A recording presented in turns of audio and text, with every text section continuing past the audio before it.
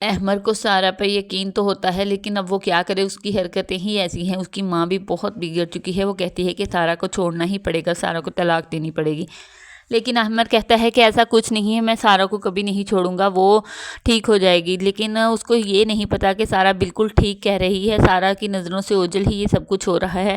احمد جب اسے گھر جانے کو تو کہہ دیتا ہے، لیکن خود بھی بے سکونی کی نظر ہو جاتا ہے، بے سکونی اس کا مقدر بن جاتی ہے۔ ادھر سارا بھی بے حد ڈپریسڈ ہوتی ہے، وہ یہ سوچتی ہے کہ اگر احمد کو مجھ پہ یقین ہوتا تو وہ کبھی بھی مجھے میری ماں باپ کے گھر نہیں بھیجتا۔ جب وہ اس کا باپ اس کو سائیکولوجسٹ کے پاس لے کے جاتا ہے، تب بھی اس کے پیچھے وہی لڑکا ہوتا ہے جو وہ بہت پریشان ہو جاتی ہے، وہ اس کا گلا دباتا ہے، کہتا ہے تمہاری بات پر کوئی بھی یقین نہیں کرے گا، کیونکہ تم ہی ہو جو یہاں پہ کسی کو اپنی بات کا یقین نہیں دلا سکتی، میں تمہیں ماروں گا، بہت اذیت دے دے کر ماروں گا۔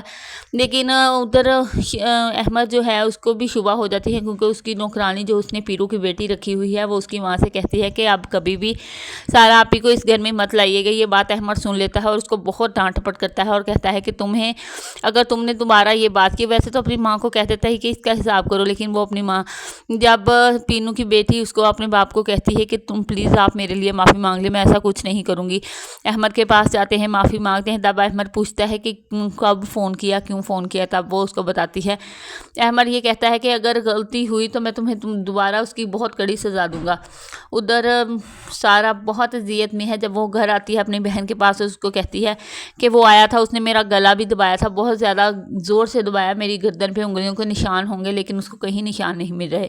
سارا اس وقت بہت اذیت میں ہے، کیونکہ بے انتہا اس کو غصہ بھی ہے اور نفرت بھی۔ وہ کہتی ہے کہ میں اپنی بات پر ابھی بھی قائم ہوں اور میں یہ پروف کر کے رہوں گی کہ میں غلط نہیں ہوں۔ احمد بے انتہا پریشان ہوتا ہے، جس کو سارا کی یادیں ستاتی ہیں۔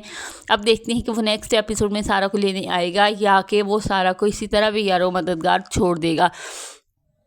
سارا تو اب ہر طرح سے ہی سب کو بتا رہی ہے، لیکن کوئی بھی اس کی بات پر یقین نہیں کر رہا۔ اب سارا اگلا نیکسٹ قدم کیا اٹھائے گی؟ کیا وہ واقعی پروف کر پائے گی کہ اس کا یہ وہم نہیں ہے، اس کو بلکہ حقیقت ہے، یہ وہ لڑکا اسی شہر میں ہے اور لیکن ان کو نہیں پتا۔ آپ کو یہ ڈرامہ کیسا لگتا ہے؟ پلیز کمنٹ باکس میں اپنی رائے کا اظہار ضرور